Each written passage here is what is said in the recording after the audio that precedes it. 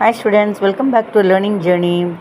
எனக்கு வந்துட்டு 1ஆம் கிளாஸில் சொல்லி கொடுத்த ஒரு சின்ன ஸ்லோகம், அந்த ஸ்லோகத்தை நான் பாடிக்கிட்டே தான் இருப்பேன். ரொம்ப ரொம்ப அருமையான பா சின்ன ஸ்லோகம், 4 வரி தான். ஆனால் அதனுடைய அர்த்தங்கள் அவ்வளோ அர்த்தமுள்ள அர்த்தங்களாக பதிந்து இருக்கிறது இப்போ தான் தெரியுது. ஆக்சுவலாக எப்படின்னா, சீதாவோட பற்றி ராமன், ராதாவோட பற்றி सीतापति राम रातापति कृष्ण श्री रुक्मणी सत्यभामापते वाणीपते ब्रह्म गौरीपति शंभु लक्ष्मीपति श्रीमन्नारायण.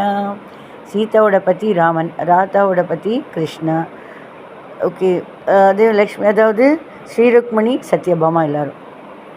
அப்புறம் சீதா பதி ராம, ராதா பதி கிருஷ்ணா, ஸ்ரீ ருக்மணி சத்யபாமா பதி, வாணி பதி பிரம்ம, வாணினா யார்? சரஸ்வதி, அவங்களுடைய பதி, அதாவது ஹஸ்பண்ட் பிரம்மா. லக்ஷ்மி, வாணி பதி பிரம்ம, கௌரினா பார்வதி, அவங்களோட பதி அதாவது ஹஸ்பண்ட் சம்போ சிவன்.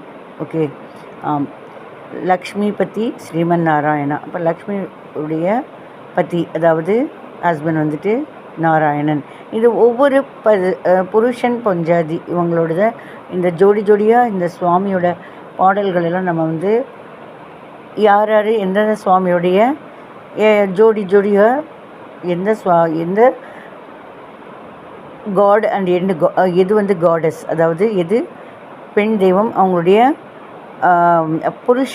புருஷ தெய்வம் எதுங்கிறது தெரிஞ்சுக்கலாம். இது என்னங்கிற ஒரு சின்ன விஷயங்கள் இந்த 4 வார்த்தையில் தெரிஞ்சுக்கலாம். நல்ல புண்ணிய விஷயம் தானே. ட்ரை பண்ணுங்கள். பாட்டு பாடினா பாட்டாகவும் வரும். பிடிச்சதுன்னா லைக் பண்ணுங்கள்.